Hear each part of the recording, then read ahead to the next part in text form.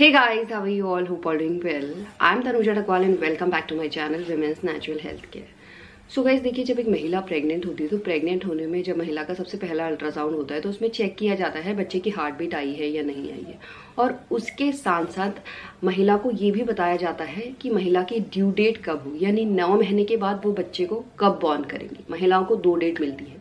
एक डेट तो अल्ट्रासाउंड के अकॉर्डिंग मिलती है, यानी बच्चे की ग्रोथ के अकॉर्डिंग मिलती है, और एक डेट आपको आपकी पीरियड साइकिल के अकॉर्डिंग मिलती है, यानी 2 डेट मिलती हैं। उन 2 ड्यू डेट में बच्चा कभी भी बॉर्न हो सकता है। तो आपने देखा होगा जो प्रेगनेंसी काउंट होती है पीरियड के अकॉर्डिंग, वो पीरियड के पहले दिन से काउंट होती है। तो आज के वीडियो में मैं एक्चुअली आपको बताने वाली हूँ एग्जैक्टली अगर पीरियड के पहले दिन से प्रेगनेंसी काउंट होती है तो बच्चा कब ठहरता है। इसको लेकर काफ़ी फीमेल्स कंफ्यूज रहती होंगी, तो आज के वीडियो में मैं आपको यही समझाने वाली हूँ कि कैसे आप जान सकते हैं आपके गर्भ में बच्चा रुका है या नहीं रुका है, या पीरियड के कितने दिन बाद बच्चा रुकता है, और बच्चा रुकने में सबसे पहले महिलाओं की बॉडी में कौन से प्रेगनेंसी के लक्षण दिखाई देते हैं, जिससे आप ये पता कर सकते हैं इस महीने आपका बच्चा रुका है या नहीं रुका है। सो गाइज देखिए, ये जानने से पहले आपको ये समझना बहुत ज़्यादा ज़रूरी है पीरियड साइकिल किस तरीके से काम करती है, क्योंकि जिन महिलाओं को पीरियड साइकिल लेंथ पता होता है अपनी, उन फीमेल्स के लिए थोड़ा इजी हो जाता है ये जानना एग्जैक्टली किस दिन उनका गर्भ रुका होगा। और जिन महिलाओं को नहीं पता है उनकी period cycle length because of irregular periods या किसी भी वजह से, तो इस कंडीशन में आपको अपनी बॉडी में होने वाले चेंजेस को नोटिस करना पड़ता है, जिससे आप भी पहचान सकते हैं कि आपका गर्भ रुका है। तो दोनों ही कंडीशन में कैसे आप जान सकते हैं आपका गर्भ रुका है या नहीं रुका है, ये इस वीडियो में बहुत ही आसान तरीके से मैं आपको समझाने वाली हूँ। बट उससे पहले आपको पीरियड साइकिल को समझना बहुत ज़्यादा ज़रूरी है। देखिए, होता क्या है, हर महिला की जो पीरियड साइकिल लेंथ होती है वो एक जैसी नहीं होती है, अलग अलग होती है, जिसकी वजह से जो ओव्यूलेशन का दिन होता है वो भी अलग होता है। तो होता क्या है, देखिए जो पीरियड साइकिल होती है उसके 4 फेजेस होते हैं। जो सबसे पहला फेज होता है उसे हम कहते हैं मेंस्ट्रुएशन फेज। इस फेज में नॉर्मली महिलाओं की जो पीरियड्स की ब्लीडिंग होती है वो शेड होती है, 5 से लेकर 7 दिन की ही होती है नॉर्मली। जब पीरियड्स खत्म हो जाती हैं तो उसके बाद महिलाओं का फॉलिकुलर फेज चलता है। इस फेज में महिलाओं के फॉलिकल्स ओवरीज में ग्रो एंड डेवलप होते हैं। बहुत से फॉलिकल्स ग्रो होते हैं एक साथ, बट उनमें से एक ही ऐसा फॉलिकल होता है जो डोमिनेंट बनता है। डोमिनेंट फॉलिकल के अंदर ही मैच्योर एग होता है, जो ओव्यूलेशन के टाइम जब फॉलिकल रप्चर होता है तो उसमें से रिलीज होकर फैलोपियन ट्यूब में इंतजार करता है। तो गाइज देखिए, फॉर एग्जाम्पल अगर हम मानते हैं महिला की जो पीरियड साइकिल लेंथ है वो 28 डेज की है, और जो उनकी पीरियड्स चलती हैं वो 5 दिन की चलती हैं। तो अगर आप 5 दिन को काउंट करें तो वो मेंस्ट्रुएशन फेज हो जाता है, और उसके बाद के जो 8 दिन रहते हैं, क्योंकि 14वें दिन महिला का ओव्यूलेशन होता है 28 दिन की पीरियड साइकिल में, जो 8 दिन है ये फॉलिकुलर फेज माना जाता है। इसी टाइम पे महिला की ओवरीज में फॉलिकल्स ग्रो एंड डेवलप होते हैं, और इस टाइम पे महिला की बॉडी में एस्ट्रोजन हार्मोन भी काम कर रहा होता है। जब एस्ट्रोजन हार्मोन बिल्कुल पीक पे चला जाता है तो उसके बाद महिलाओं की बॉडी में LH हार्मोन राइज होना शुरू हो जाता है, जिसे हम ल्यूटिनाइजिंग हार्मोन भी बोलते हैं। ये हार्मोन महिला के ओव्यूलेशन को ट्रिगर करता है। जब LH हार्मोन राइज होता है तो उसके मिनिमम लाइक 24 to 36 आवर्स के बाद महिला की ओवरी से एग रिलीज होता है, और जब ओवरी से एग रिलीज होता है इसे हम कहते हैं ओव्यूलेटरी फेज। ओव्यूलेशन का जो फेज होता है वो हर महिला में मिड साइकिल में होता है, यानी जो भी आपकी पीरियड साइकिल लेंथ है उसके मिड में होगा।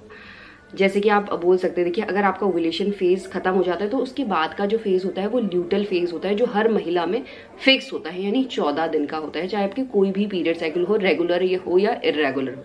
क्योंकि 28 दिन की पीरियड साइकिल में अगर आप अपने ओव्यूलेशन को काउंट करना चाहते हैं तो देखिए ओव्यूलेशन 14वें दिन पे होता है, क्योंकि 14वें दिन के बाद जो फेज आपका स्टार्ट हो रहा है वो ल्यूटल फेज स्टार्ट हो रहा है, वो बिल्कुल 14 दिन का ही रहेगा। 14 दिन बाद यानी आपको पीरियड्स आ जाएगी अगर प्रेगनेंसी नहीं रुकेगी। अगर प्रेगनेंसी रुकेगी तो महिलाओं को पीरियड्स आना बंद हो जाता है। और इस फेज में, ओव्यूलेशन के बाद वाले फेज में, ल्यूटल फेज में, महिलाओं की बॉडी में प्रोजेस्टेरॉन हार्मोन काम कर रहा होता है।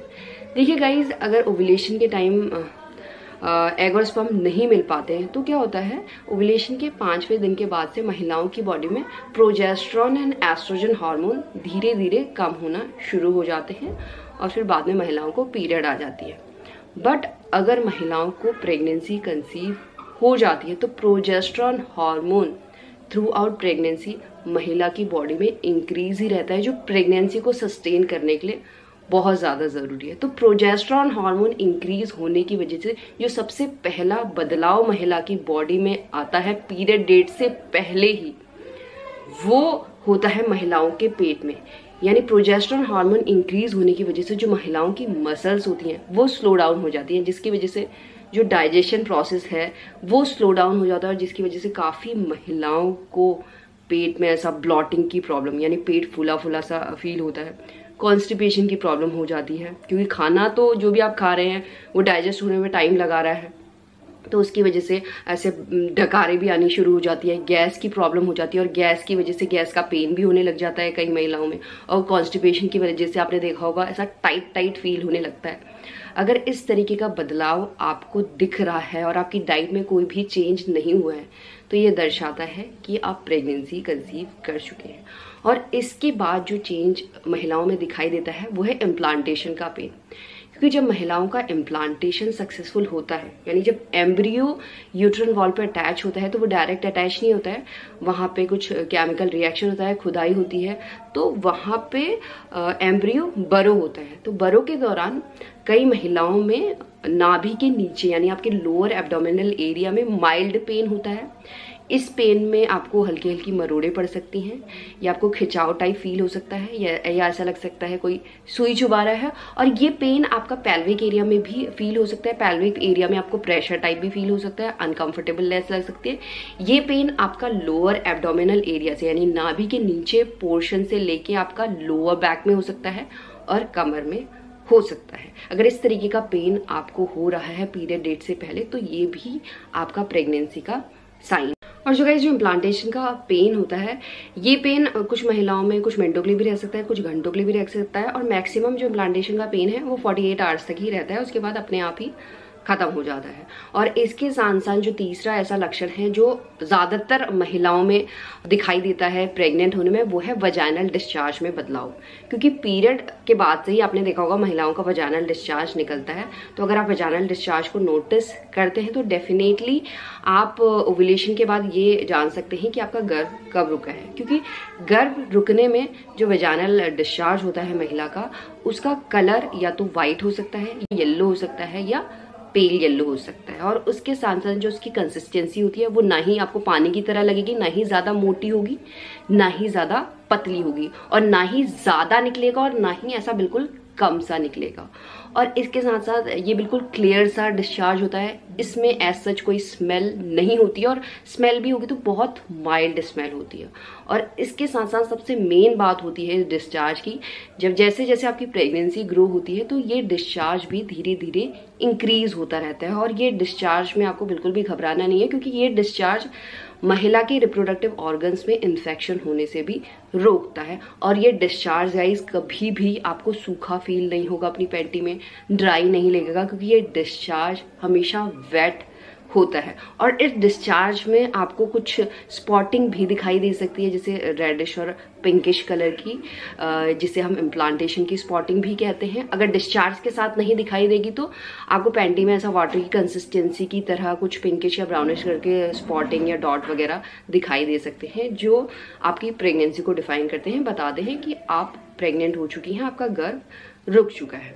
तो ये जो 3 ऐसे लक्षण मैंने आपको बताए हैं, ये ज्यादातर महिला में दिखाई देते हैं जब महिलाओं का गर्भ रुकता है। अगर इनमें से आपको एक भी लक्षण दिखाई दे रहा है तो आप 101% प्रेग्नेंट हो चुके हैं।